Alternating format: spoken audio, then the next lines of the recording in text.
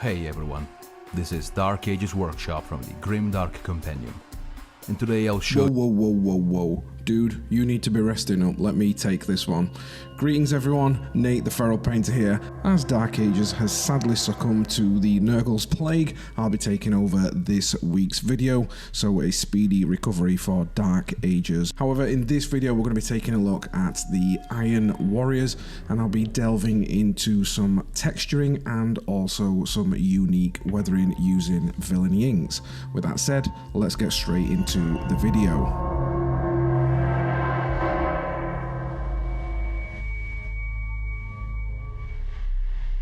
So to start off with, the base for this miniature was a combination of the Primaris Aggressors box set alongside the Chaos Terminators. I have also used a Sons of Horus helmet from Forge World, as this closely resembled the Iron Warriors logo. As we always advocate kitbashing here at the Grimdark Compendium, I've used a mixture of green stuff pipes and also craft wire in various sizes to achieve different pipes and wires in and around the miniature, which for the Iron Warriors is really fitting. With all my miniatures, I always try and convey a story and a narrative around the miniature itself, and for this I wanted to convey a lone warrior scavenger that's walking around a desolate Martian planet, scavenging whatever he can and attaching it to his armor. As these guys probably don't take care during the manufacturing process of their armor, I'm going to show you how we can use liquid green stuff to achieve a realistic texture of cast iron. To achieve this look, we're going to use liquid green stuff. Now this is a fantastic product that we can actually thin with water, and I do recommend applying it in multiple thin layers, maybe 2 to 3.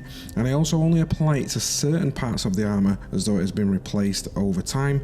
And what we're going to do is use a stippling motion and just with an old brush start to stab and attack the miniature here and there. And once the first layer has dried, then I'm going to go back in with a second layer.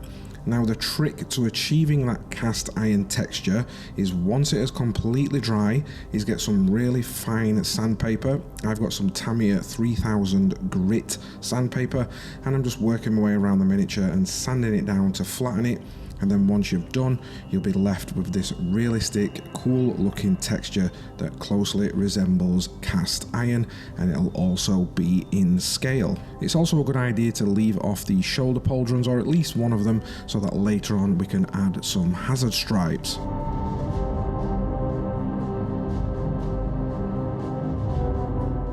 After we've primed up our miniature in Stynel Res Black Primer, I'm going to come in with Vallejo Metal Colour Series Gun Metal Grey and apply it to the entirety of the miniature. After that, I'm going to give it a zenithal of Vallejo Silver, and this is going to act as our highlight.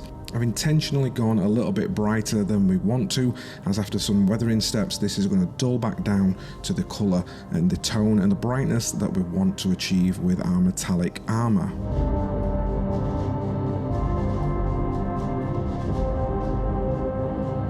Now let's quickly talk about the hazard stripes themselves, as if you've never done these can be quite challenging if you've never come to them, but the easiest way I've found to do these is to base coat the area that we want to add our hazard stripes in Avaland Sunset, and then I'm going to come in with Agrax Earthshade as a shade and a shadow just on the lower sections.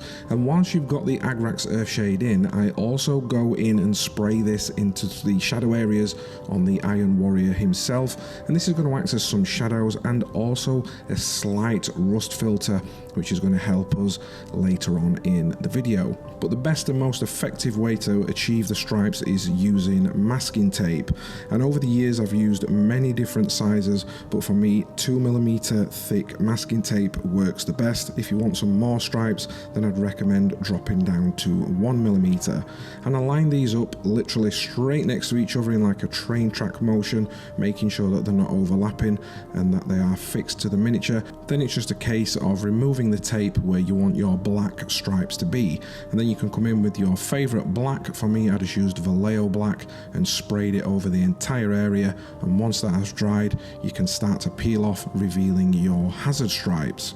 Now, as we've only let the black dry and not fully cured, even though it's an acrylic, I'm going to come in with an airbrush needle, a paper clip, or just a really sharp point, and I'm just going to go in there and scratch away at the black like we do when we're doing some soft pressing, and this will give the illusion of weathering.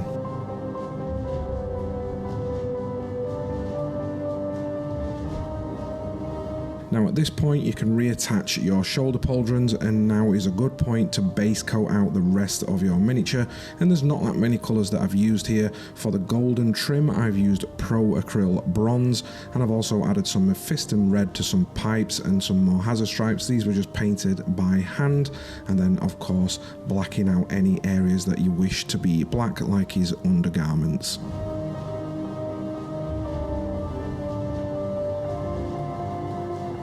Now we're going to move into the first stage of our weathering, and this is going to act more of like a filter that some more colours a little bit later on can react with and play with and mix with these filters to create some unique looking rust.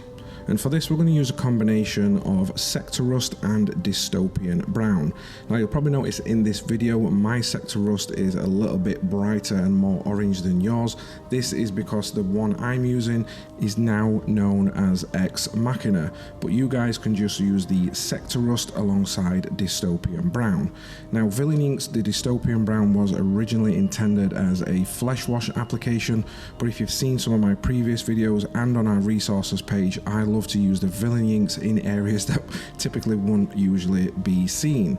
Now because it dries, the Dystopian Brown dries a little bit more on the satin side, but because we're mixing it with the Sector Rust, it's going to start to go a little bit more matte. However, we can start to use the properties of the Dystopian Brown to get some surface finish variation. So the first thing we need to do before we decant both these colours onto our palette is ensure that we've given them a good mix.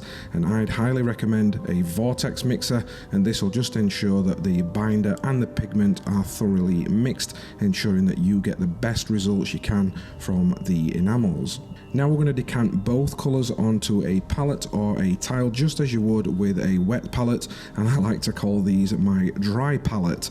And what we can do then, just like you would with an acrylic paint, we're just going to use mineral spirits as though it's our water, and we're just going to start to mix these two colours together just like you would on your wet palette with any acrylic paint. And that's the ease of use of the Villainy inks, is that we can just treat them like an acrylic paint and water and thin them down to achieve the results that we want, like you would if you're going to apply a wash. The only difference here is we are using mineral spirits as the thinning agent rather than water.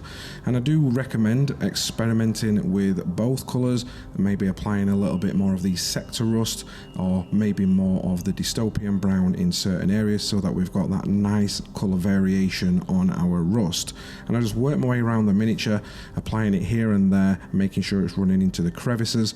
And the beauty of enamels is that if you do make any mistakes, or if you don't like the colour of a certain area, you can simply remove it using mineral spirits. Then I give it around 10 to 15 minutes to dry, and you can use a blow dryer at this point to speed up that process.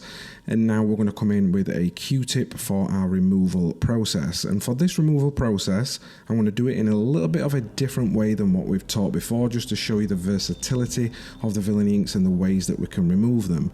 Now I'm going to use my Q-tip almost like a dry brush. So I've got a very small amount of mineral spirits on my Q-tip, and I've just worked my way around the miniature as though I'm dry brushing, but I'm just using the Q-tip just to catch those raised edges and remove the Sector Rust and the Dystopian Brown in all the areas.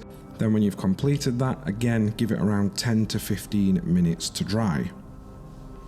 The next stage, we need to add some shadows and create a little bit of contrast and definition into some of those gaps. And for this, I'm going to sort of do a pin wash, but I'm going to use Ichor of the Damned to be able to do this. Now again, I'm going to decant it onto my palette, and I'm going to mix it with the colours that I've previously used, which obviously was the Sector Rust and the Dystopian Brown, so that some areas have got that little tint of rust into them. However, for some of the deeper areas or areas that you want a little bit more contrast, we're just going to use Ichor of the Damned straight from the palette. Now inevitably you might get some overspill areas, and again these can be cleaned up with mineral spirits, but because we're doing an Iron Warrior, I like to turn this into some oil drips. And just like you would with rust streaks, we're just going to create some streaks of oil.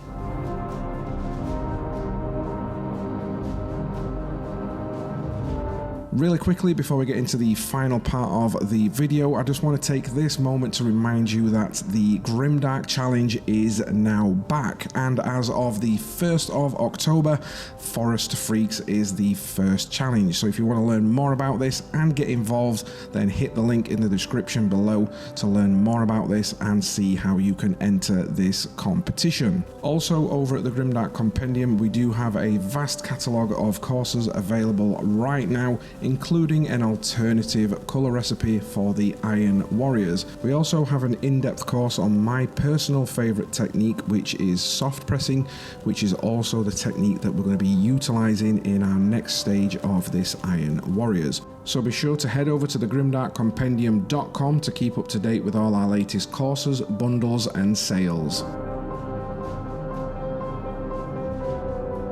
Now that we've completed our first stage of weathering, like I said right at the beginning, we're going to use a product that can now play and interact with the Villainy inks that we've just applied. And for this, we're going to be using AK True Metals Iron.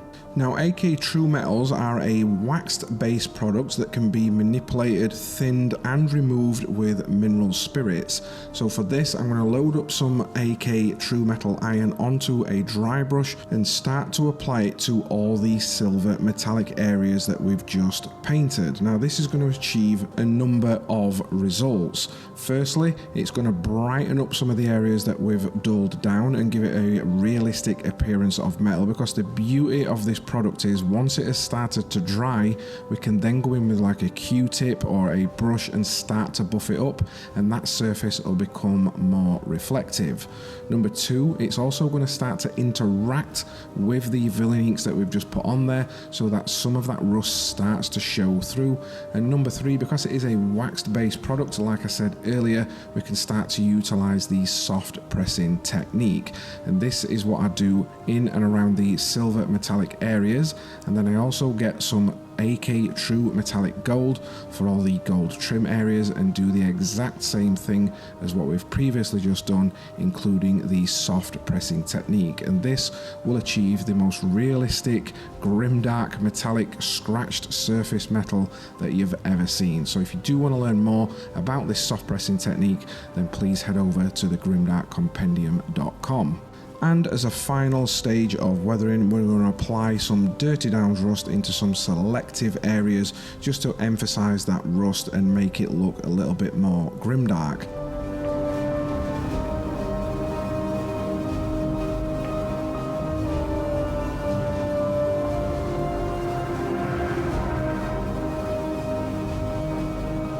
So the final part we need to complete on this miniature is naturally the base, and for this I've just used some cork ripped up and glued onto the base itself, and then I came in with some Hull Red and just dry brushed this all around the cork and the base itself, and then I just went in with some Vallejo pigment powders and just dusted this in and around the base and up onto the legs to tie everything together.